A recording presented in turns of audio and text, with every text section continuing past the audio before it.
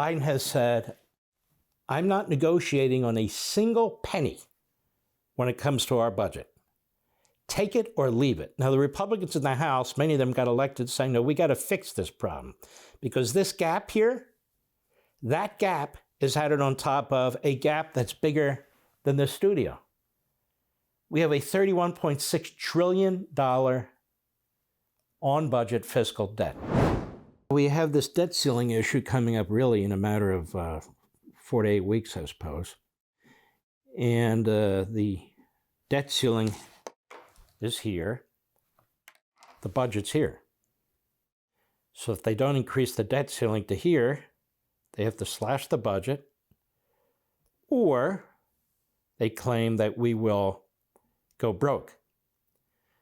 So why did they pass a budget that's up here when the debt ceiling is here? Because they want to force the hands of the Republicans in the House. McConnell and 17 or 18 of his Republican goons did exactly the same thing. So Biden's saying, I'm not discussing the budget.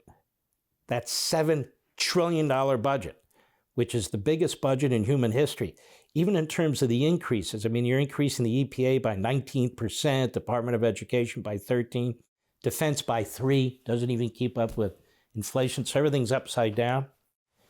Biden has said, I'm not negotiating on a single penny when it comes to our budget. Take it or leave it. Now, the Republicans in the House, many of them got elected saying, no, we got to fix this problem because this gap here, that gap is added on top of a gap that's bigger than the studio.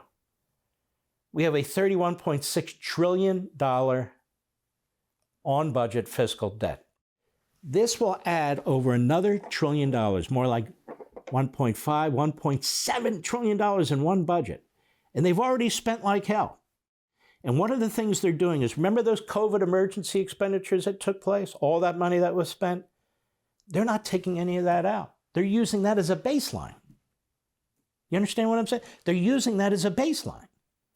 So all that money is glommed in there and so forth and so on, and then they want more, not for the border, not for law enforcement, not for the military, not for the things the government is supposed to do, for redistribution of wealth, for climate change, for the EPA, for the Department of Education to destroy education, and so forth and so on. So February 1st, McCarthy has a discussion with Biden. They agree to meet and talk in the future. And today, we're well into April. It's after tax day. We're heading into the end of April. And Biden will not even return McCarthy's call. He doesn't want to talk about it. So he's going to play chicken. And then they're all going to blame McCarthy and the Republicans because McCarthy and the Republicans will not raise the debt ceiling to here like Schumer, McConnell, the Republican rhinos, the Democrat Marxists, and the fool in the White House are demanding. And by the way, can you imagine more inflation if they do that? Go. What is your message upstairs? What was your message? And how do you think markets should be responding to it right now? Well, look, 75 days ago, February 1st, I sat down with this president. And I sat down to him and I said, let's work together to be able to deal with the debt ceiling and our economy at the same time. It's the same thing that we've done all in the past, as you've mentioned. And for 75 days, he's ignored us. I want to find a responsible, sensible way to do this.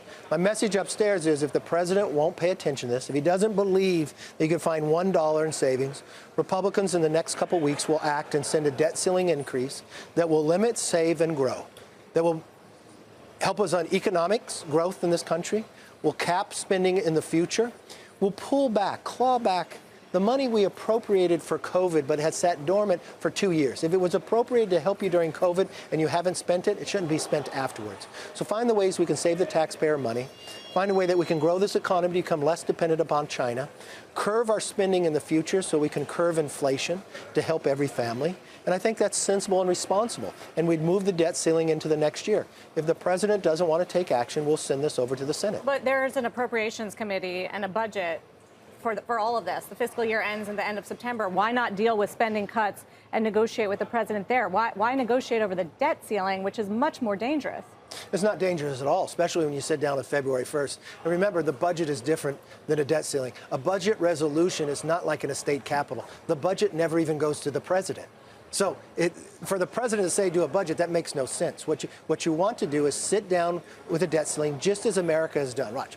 When President Biden was a senator, 4 times he voted to increase the debt ceiling only if it included fiscal changes.